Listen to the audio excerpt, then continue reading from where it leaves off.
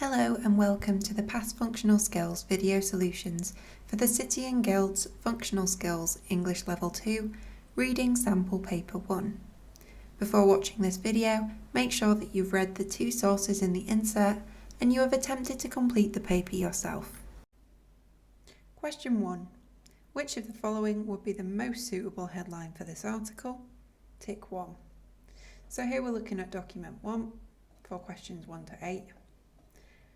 And in question 1, we've got to decide the most suitable headline for the article. Now, how do we do this? Well, we need to identify the main focus of the text. So is the main focus the dangers and struggles of wildlife in the ocean? Well, it does mention the dangers and struggles of wildlife in the ocean, but that's not what the document is about overall. So that's incorrect. Is it about whether if Costa Rica can ban single-use plastics, why can't we? Is the focus on Costa Rica banning single-use plastics? Well, it does say that Costa Rica banned single-use plastics, but that's not what the entire document focuses on. So that's incorrect too. C, single-use plastics should be banned in UK, says BBC presenter. Now, this is definitely a suitable headline. There is a BBC presenter here, Liz Bonin, wildlife biologist, and the entire document is filled with her comments about her new documentary about whether single-use plastics should be banned in the UK. So that would be the most suitable headline. D, plastic bag sales fall by 86% since levy introduced. Well, plastic bags are not the main focus of this article here, so the correct answer would be C for this question.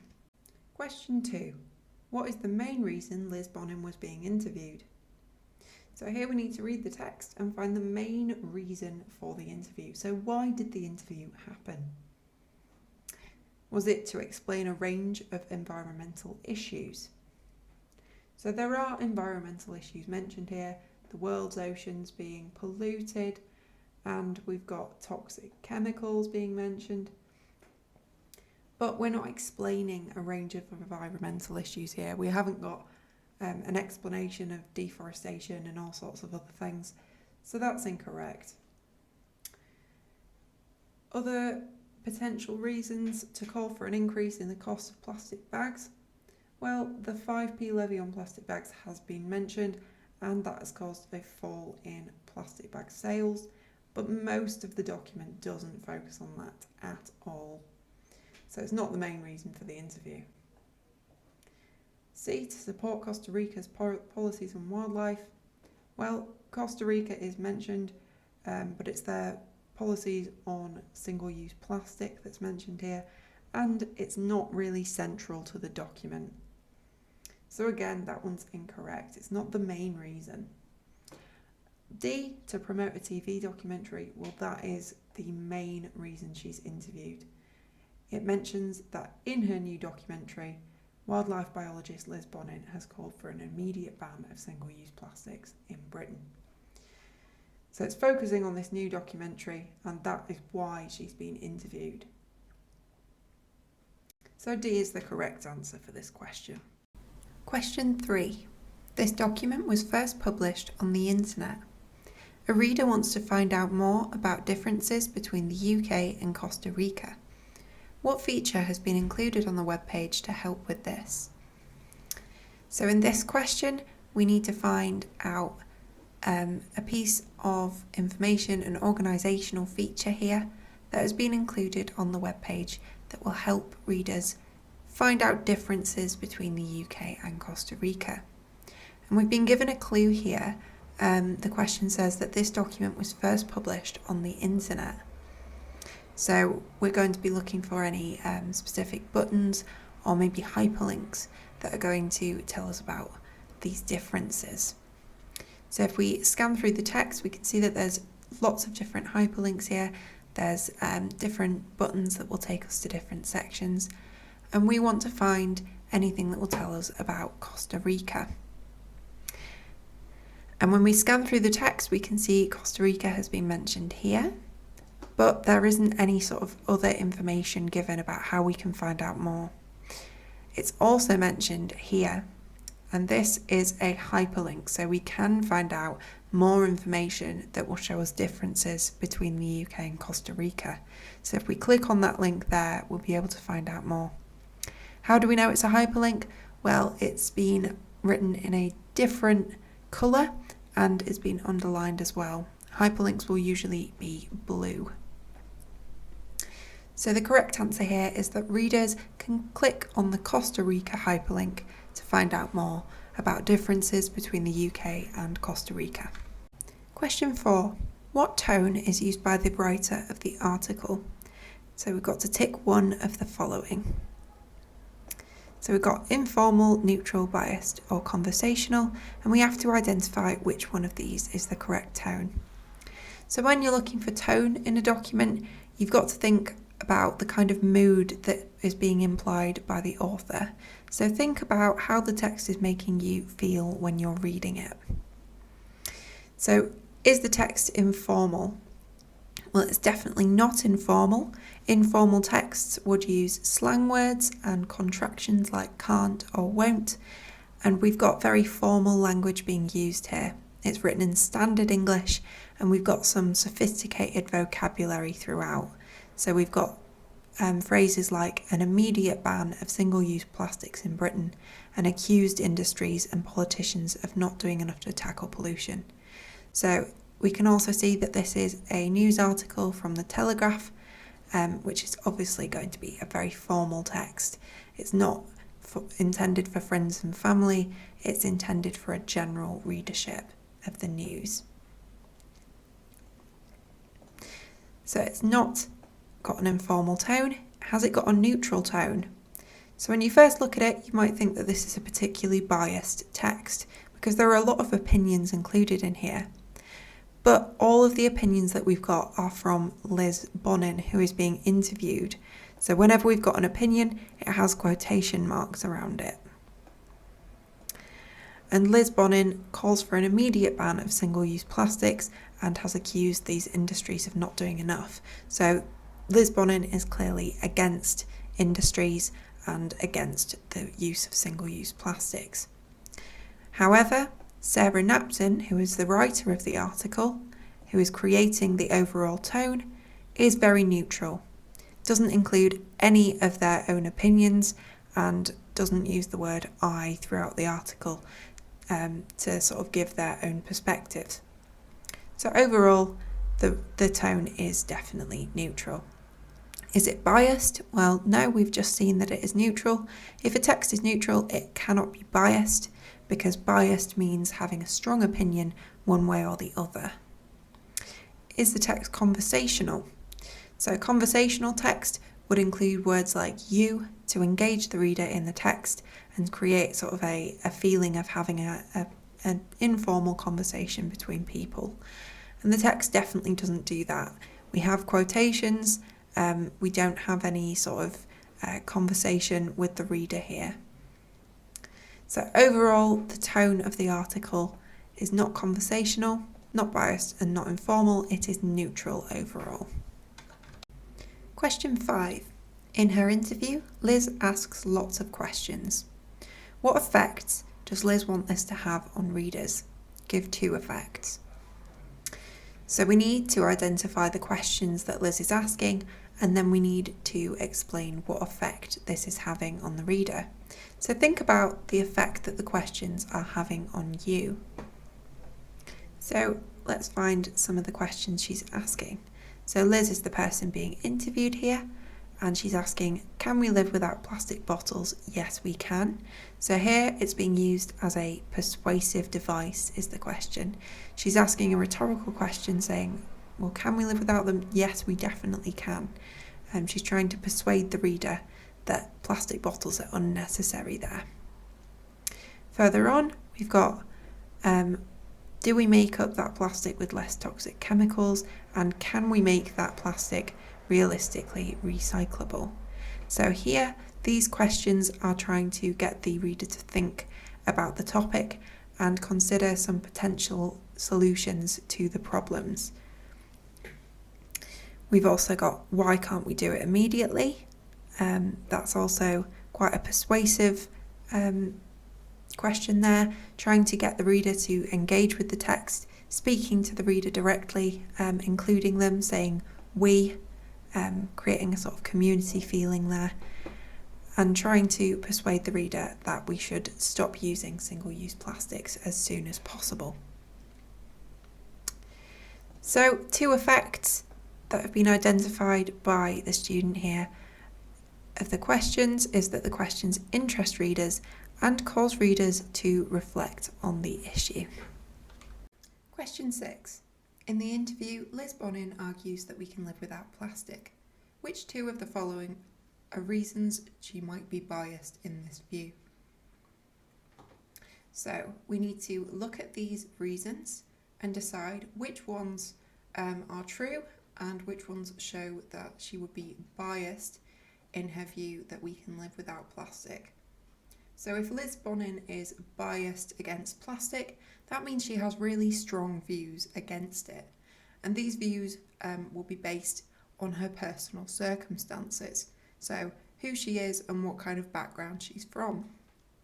So let's take a look at the first reason. She's a wildlife biologist and believes plastic threatens marine life.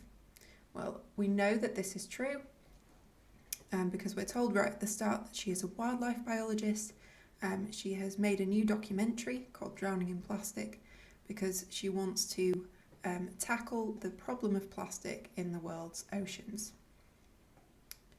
So that is one reason why she might be biased in her view that we can live without plastic. So that's a correct answer. Let's take a look at the next one. She lives in Costa Rica where all plastic has been banned.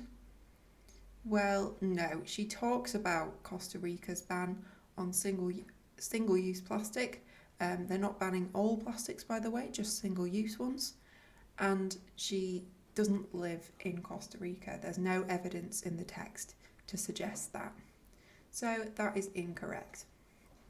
She recommends watching Sir David Attenborough's Blue Planet 2.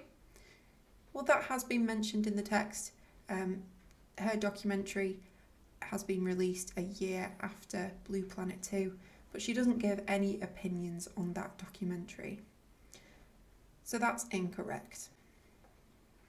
She works for an industry that makes less toxic alternatives to plastic. Well, we already know that she is a wildlife biologist. She's not making plastics or less toxic alternatives to them. She does ask, as a society, do we make up plastic with less toxic chemicals? But she doesn't work for an industry that does that.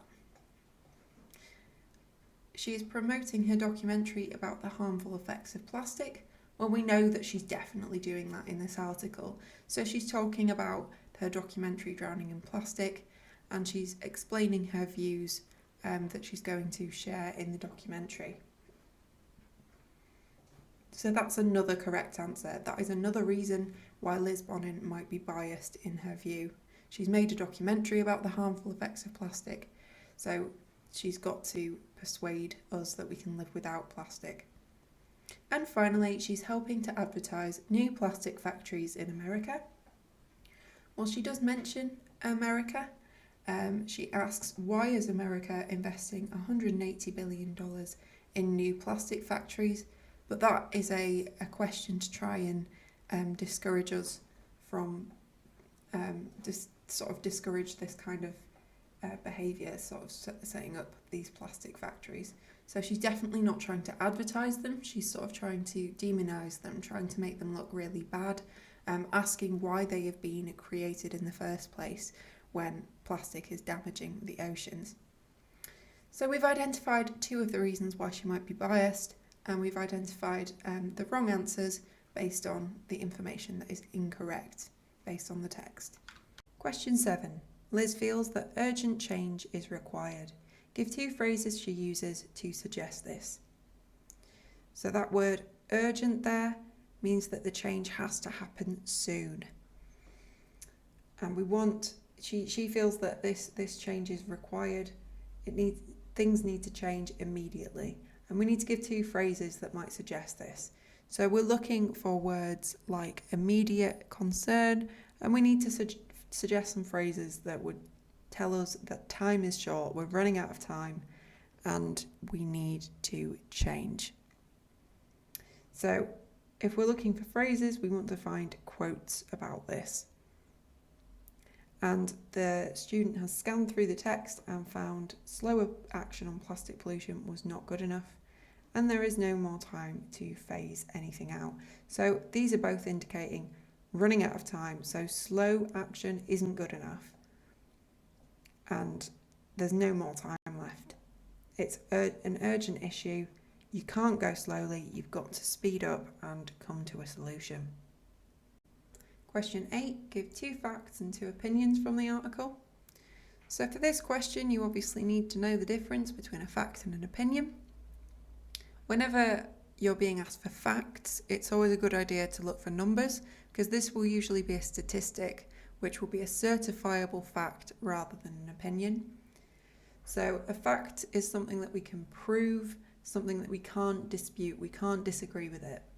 So the students identified a couple here. Plastic bag sales have fallen by 86% since the 5p levy in 2015. So that's definitely a fact. We can't disagree with that. We could research that and find it to be true. And fact 2, Costa Rica will ban single-use plastics by 2021. Well, that is also a fact. That is just what they're going to do. It's not what somebody thinks or feels about the issue of single-use plastics. Now for the opinions. Opinions are thoughts or feelings about a topic, and we can always agree with or disagree with an opinion. So opinion 1, I don't think it's going to be fixed, just from consumers saying no to straws. So by saying you don't think something, you are saying what you think, what you feel. And we can definitely disagree with this as well. We could say, well, if we said no to straws, then that would make quite a big impact. The second opinion, I do feel the onus has been placed on the customer. Again, it's explicitly stated here that this is a thought, a feeling. And we can disagree with this. We can say, well, the onus hasn't been placed on the customer, it's been placed on the government or on big corporations or something like that. So 2 correct facts there that we can't disagree with, and 2 opinions that we can disagree with. Next, let's take a look at the questions that relate to document 2. Question 9. Which of the following statements best summarises Plastic Free's belief about how change can be achieved? So we want to tick one of the following statements, and we want to find the best summary of Plastic Free's belief about how change can be achieved. So A, we need to stop making things out of plastic. Well, it doesn't say that we should stop making things out of plastic. They say we really want to make single-use plastic a thing of the past. So they want to stop the use of single-use plastic, not plastic overall. Plastic that can have multiple uses, they don't want to get rid of. B, you can't blame businesses for selling plastic products. People buy them. Do they not blame businesses? Well, no, they say manufacturers and businesses should take some responsibility for the plastic waste they generate. So they are, to some degree, to blame for the issue. So that's incorrect. C, collective action is needed to bring about change. Now that is sort of suggested towards the end. Unless we all take action as a collective, then the crisis is only going to get worse. But the main focus of the text here, the one that best summarises Plastic Free's beliefs, is that individual consumers can make a difference. Individuals are mentioned throughout the document. We've got, as individuals, it's extremely important that we recognise it's our responsibility to make changes. And then it says, as individuals, we are the ones who hold the power to make the biggest change. So that statement there best summarises their belief about how change can be achieved. Question 10. In which section of the document would you find information on the effects of plastic on the foods humans eat? So here we need to scan the document and look at the different sections and decide which one you're going to find information on the effects of plastic on the foods humans eat. So we're focusing on food here. Now, which of these subheadings are likely to be to do with food? Well, supporting our work, there's no mention of food throughout here. Supporting our work does not suggest anything to do with food, so that's incorrect. Plastic production. Well, plastic production, we don't eat plastic. It's about producing plastic, so definitely not. Doesn't tell us about the effects of plastic on food. Oceans and marine life. So we've got mentions of food here. So in the ocean, we've got things like fish that people eat. It says that it can have an impact on human health, as plastic microparticles can get into the flesh of fish eaten by humans. So that's the correct answer there. We're finding information on the effects of plastic on the foods humans eat under the subheading Oceans and Marine Life. D, time for change. Well, again, we've got no suggestion of any food there. And if you read the text, there's nothing about humans and food. So the correct answer is C. Question 11. Identify two main purposes of document 2. Tick 2. So here we need to find the main purposes of the document. So what's the writer trying to achieve here? What are they trying to get the reader to think? How are they trying to get the reader to feel? So we've got to inquire, to entertain, to amuse, to inspire, to narrate, and to persuade. So what do each of these mean? Well, if you didn't know the meaning of any of these words, you could have a look in a dictionary. So to inquire means to question, to ask questions, and the document definitely isn't asking us any questions here. To entertain, that means to engage someone, to interest them, and we're not really trying to entertain anybody here. C, to amuse, that's to make someone laugh, to be humorous, and the document isn't doing that either. D, to inspire, well, we've certainly got an inspirational text here. It's trying to convince people to change. It's saying, help us save the sea, go plastic free. So inspiring people using these imperative words here, help and go, command phrases, trying to get people to be inspired to change their habits. So to inspire is correct. E, to narrate. Well, to narrate means to tell a story, and we aren't really being told a story here. And then F, to persuade. So persuading is quite similar to inspiring, trying to get someone to do something. And we've got lots of techniques here that are used to do that. We've got some persuasive statistics that are trying to convince people that plastic use is negative. People shouldn't be using single-use plastics. So it's trying to persuade. Question 12. Give 2 examples of where the writer has used emotive language. Give a different effect each one has on the reader. So here we need to find 2 examples of emotive language. So emotive language is any language that is to do with emotions or makes the reader feel a certain way. So we need to identify 2 examples of emotive language and then give a different effect that each one has on the reader. So keyword there, different. We don't want to be saying the same thing. So the student has identified emotive language in the phrases, it is truly shocking, and we would kindly ask that you support our work. So here the emotion is shock. We've got it's truly shocking. And the effect of this on the reader is that the reader sees that the issue is really serious. It's really shocking. So that is a good effect based on the quotation there. The second example, we would kindly ask that you support our work. So kindly, being kind, being supportive, these are emotional words, emotive language being used here. And the effect of this particular use of emotive language is that the reader is politely encouraged to take action. So we've got two very different uses of emotional language there, two different emotions that are being played into by the writer. Question 13. Give two examples of single-use plastic products. So in this question, we need to read the text and find two examples of plastic products that have a single use. So we'll scan the text looking for any single-use products, and we can see that roughly half of the plastic produced annually is destined for single-use products. It is truly shocking. It is estimated that around 8.5 billion plastic straws are thrown away every year in the UK alone, not to mention the millions of bottles, coffee cups, crisp packets, plastic bags and takeaway dishes.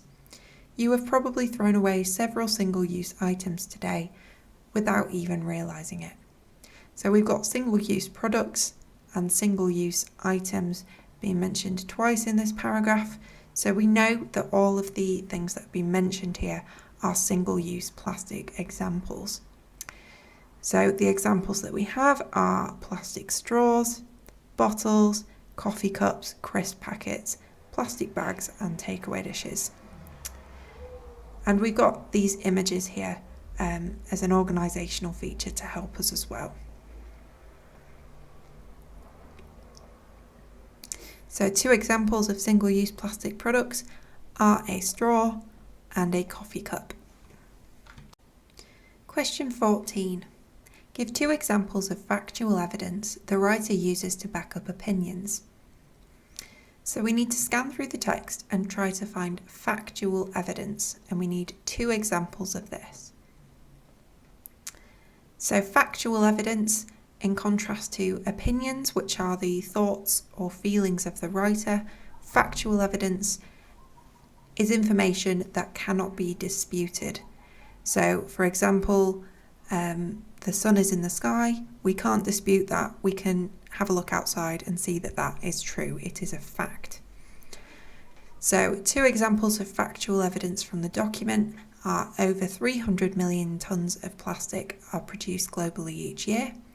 We could verify that using statistical documents and graphs and that kind of thing. And more than 8 million tonnes of plastic waste ending up in our oceans each year. Again, that's something that we could verify. We could have a look at documents that show that this amount of plastic waste is in our oceans. Now, these are both statistics.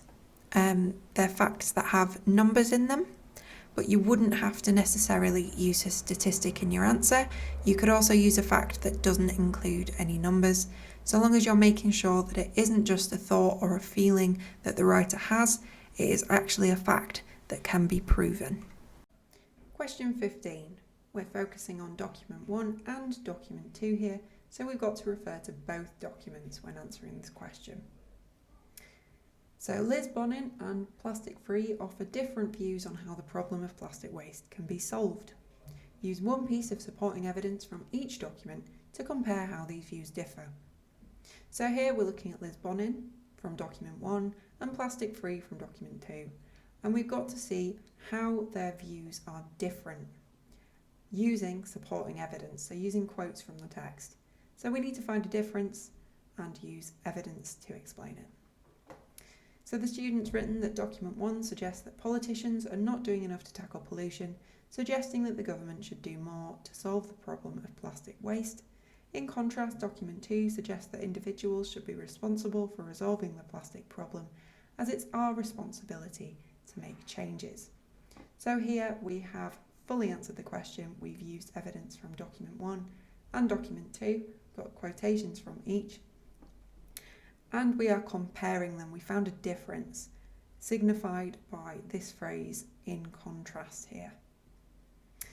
So while one document suggests the government should address the problem of plastic, document 2 suggests that individuals should address the problem. And then we want to give one similarity or difference in the way language is used to convey the views in document 1 and 2, and support our answer with evidence from each document. So here we can use a similarity or a difference rather than just a difference. And we're looking at language use. So we're going to be looking at the language techniques that have been used to convey the views in the documents. And we obviously want to be using evidence here. We want to be using quotes from the text to support our statements. So the student has written that the writer of document 1 uses rhetorical questions such as "why can't we do it immediately?" to persuade the reader to agree with their views, whilst the writer of document 2 uses direct address and imperatives like "go plastic free." So here we've got a difference signified by this word "whilst," and we're talking about both document 1 and document 2 using a quotation from each. So we've got "why can't we do it immediately?" and "go plastic free," and we've identified the language use here. We've got rhetorical questions being used, and we've got direct address and imperatives. So the students addressed every part of the question, they've included examples from the texts, and they have compared them.